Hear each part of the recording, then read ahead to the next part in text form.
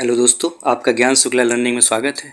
दोस्तों, हम आज एक ऐसे बोर्ड के बारे में बात करेंगे जो आज भारत में शिक्षा का पर्याय बन चुका है, जिसकी पहुंच भारत में सभी राज्यों तक है। जी हाँ, वह बोर्ड है केंद्रीय माध्यमिक शिक्षा बोर्ड या सीबीएसई। तो चलिए आज हम सीबीएसई के बारे में जानेंगे। सीबीएसई का परिचय तथा कार्य जानेंगे।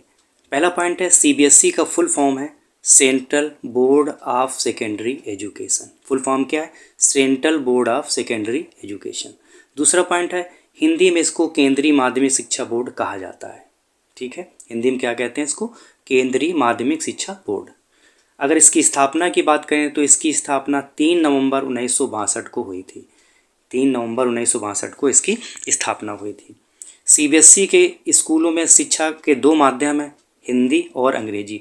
प्राय सभी लोग ये जानते हैं कि जो सीबीएसई के स्कूल होते हैं उसमें क्या सिर्फ इंग्लिश मीडियम होता है, यस इंग्लिश मीडियम होता है। ऐसा नहीं है, बल्कि यहाँ पे शिक्षा के दो माध्यम हैं, हिंदी और अंग्रेजी। ठीक है, नेक्स्ट पॉइंट की बात करें, सीबीएसई पाठ्यक्रम में एनसीईआरटी की किताबों का प्रयोग किया जाता है। ये बहुत ही इंपॉर्टेंट पॉइंट है, एक दो बार एग्जाम में पूछा भी गया।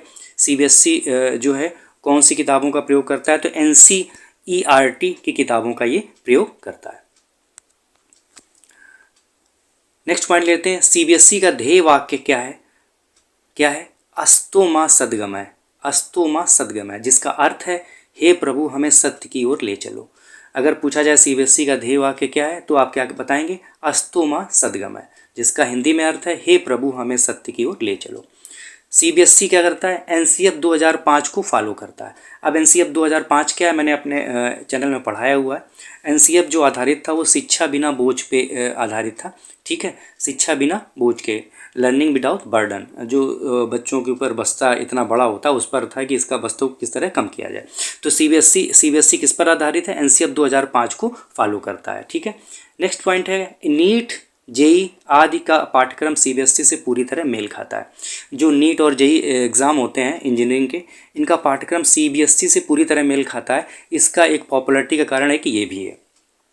सीबीएसई के अंतर्गत जवाहर नवोदय विद्यालय, केंद्रीय तिब्बती विद्यालय तथा कुछ निजी विद्यालय आते हैं। ठीक है, नेक्स्ट पॉइंट है, सीबीएसई से मान्यता प्राप्त संस्थाओं में डूइंग बाय लर्निंग नियम का पालन किया जाता है। अगर पूछा जाए सीबीएसई किस नियम का पालन करता है तो क्या है? डूइंग बाय लर्निंग, यानी करके सीखो। अब हम बात करेंगे सीबीएसई के कार्यों की। सीबीएसई क्या क्या कार्य करता है? पहला कार्य क्या है? 10वीं तथा 12वीं की परीक्षा आयोजित कराना, इसका क्या है? कार्य है। नेक्स्ट पॉइंट है, उन विद्यार्थियों की शैक्षिक आवश्यकताओं को पूरा करने के लिए जिनके माता पिता स्थानांतरणीय पदों में कार्यरत हैं।